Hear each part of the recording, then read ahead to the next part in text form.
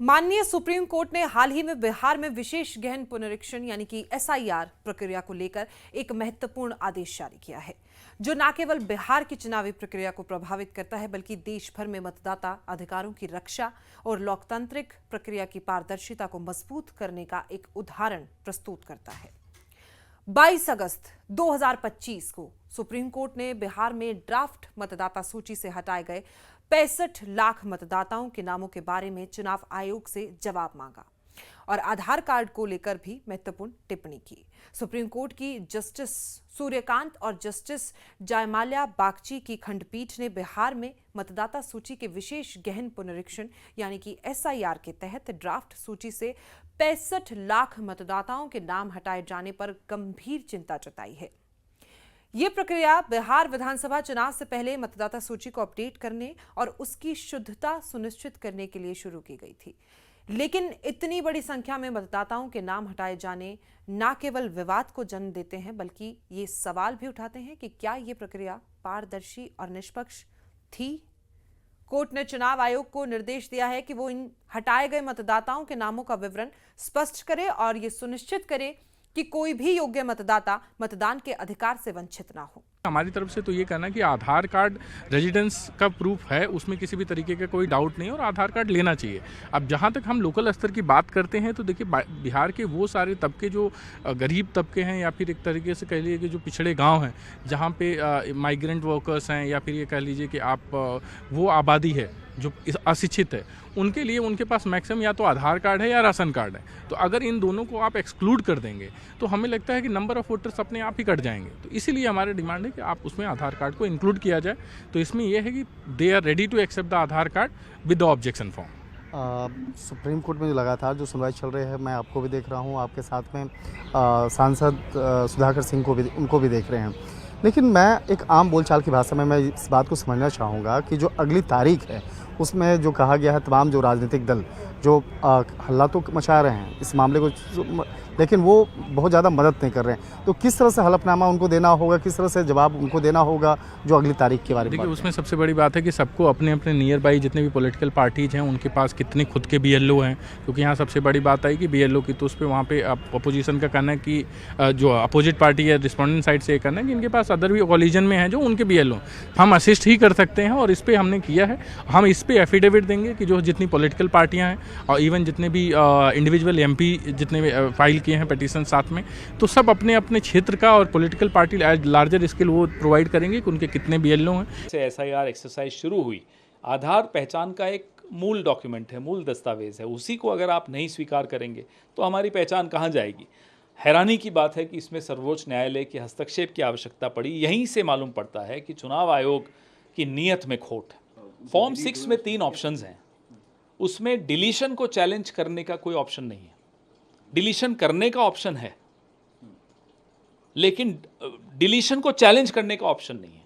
तो और नंबर 2, जो बीएलए है किसी भी पॉलिटिकल पार्टी का, सारी जिम्मेदारी उस पर डाल दी जाती है। अगर उससे कोई गलती हो जाएगी तो जिम्मेदारी उसकी होगी, पिनलाइज वो होगा।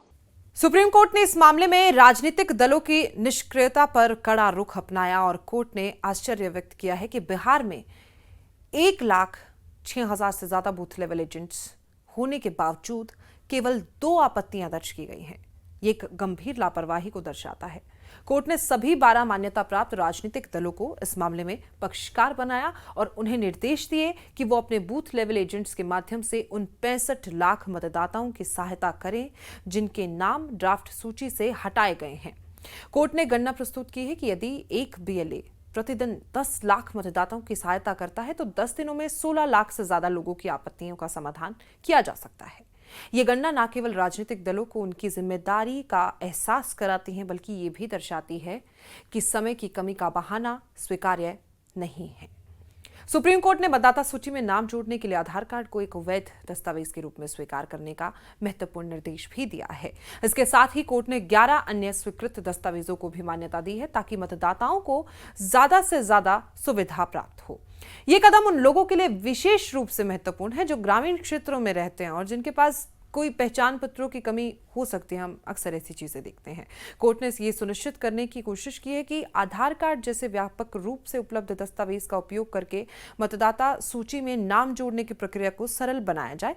ये न केवल मतदाताओं के लिए सुविधाजनक होगा बल्कि प्रक्रिया को अधिक समावेशी भी बनाएगा। लड़ते लड़ते अब संवैधानिक संस्थाओं से लड़ने लगे हैं, चुनाव आयोग को दोषी ठहरा रहे हैं। एसआईआर में चुनाव आयोग ने साफ तौर पे कहा है कि जो नाम आ गए, जो छूट गए, वो 1 हफ्ते के अंदर शुद्धि पत्र देकर ठीक कराए जा सकते हैं। लेकिन ये लोग कन्फ्यूजन कर रहे हैं। वोट में जो भारतीय मतदाता है, बिहारी मतदाता है, उसको कोई दिक्कत आने वाली नहीं है। हाँ, बांग्लादेशियों को दिक्कत होगी। सुप्रीम कोर्ट ने चुनाव आयोग को कई अन्य महत्वपूर्ण निर्देश भी दिए। कोर्ट ने आदेश दिया कि आपत्तियां दर्ज करने की सुविधा ऑनलाइन और ऑफलाइन दोनों तरीकों से उपलब्ध है। इसके अतिरिक्त जिन लोगों ने भौतिक रूप से दावे जमा किए, उन्हें पावती रसीद दी जाए। ये कदम प्रक्रिया में पारदर्शिता और जवाबदेही को बढ़ावा देता है। कोर्ट ने ये भी स्पष्ट किया है, आपत्ति दर्ज करने की समय सीमा को 1 सितंबर से आगे बढ़ाने की आवश्यकता नहीं है। अगर कोई बड़ी संख्या में शिकायतें आती हैं तो इस पर विचार किया जा सकता है भविष्य में। ये सभी निर्देश ये सुनिश्चित करने के लिए हैं कि मतदाता सूची की शुद्धता के नाम पर किसी भी योग्य मतदाता को बाहर ना किया जाए। सुप्रीम कोर्ट का ये आदेश केवल बिहार तक सीमित नहीं है, बल्कि ये पूरे देश में चुनावी प्रक्रिया को और ज्यादा निष्पक्ष और पारदर्शी बनाने की दिशा में एक मील का पत्थर साबित होगा। कोर्ट ने ये स्पष्ट कर दिया है कि मतदाता का अधिकार सर्वोपरि है और ये आदेश न केवल चुनाव आयोग को अपनी प्रक्रियाओं को और बेहतर करने के लिए प्रेरित करता है, बल्कि राजनीतिक दलों को भी उनकी जिम्मेदारी का एहसास कराता है। बिहार जैसे राज्य जहां विधानसभा चुनाव नजदीक है, ऐसे में यह आदेश विशेष रूप से महत्वपूर्ण हो जाता है, क्योंकि यह सुनिश्चित करता है कि कोई भी योग्य मतदाता मतदान से वंचित ना रहे। सुप्रीम कोर्ट ने इस मामले में अगली सुनवाई 8 सितंबर 2025 को निर्धारित की है। तब तक कोर्ट ने सभी राजनीतिक दलों से स्थिति रिपोर्ट मांगी है, जिसमें उनके द्वारा उठाए गए कदमों का विवरण होगा। ये कदम ये सुनिश्चित करता है कि कोर्ट इस प्रक्रिया पर नजर रखे हुए है और किसी भी तरह की लापरवाही को बर्दाश्त नहीं किया जाएगा। इसके साथ ही कोर्ट ने यह भी कहा है कि अगर जरूरी हो तो फ्यूचर में और निर्देश जारी कर सकते हैं। ये दर्शाता है कि कोर्ट इस मामले को लेकर कितना गंभीर है। सुप्रीम कोर्ट का यह आदेश बिहार एसआईआर प्रक्रिया को और ज्यादा मतदाता केंद्रित और पारदर्शी बनाने की दिशा में एक ऐतिहासिक कदम है। कोर्ट ने न केवल मतदाताओं को अधिकारों की रक्षा की, बल्कि चुनाव आयोग और राजनीतिक दलों को भी उनकी जिम्मेदारियों का एहसास कराया। आधार कार्ड को वैध दस्तावेज के रूप में स्वीकार करना और ऑनलाइन ऑफलाइन आपत्ति दर्ज करने की सुविधा जैसे कदम मतदाताओं के लिए प्रक्रिया को सरल और समावेशी बनाते हैं।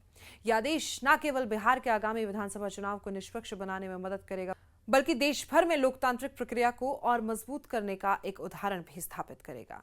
आइए हम सब मिलकर इस दिशा में काम करें और सुनिश्चित करें कि हर मतदाता का अधिकार सुरक्षित रहे। धन्यवाद।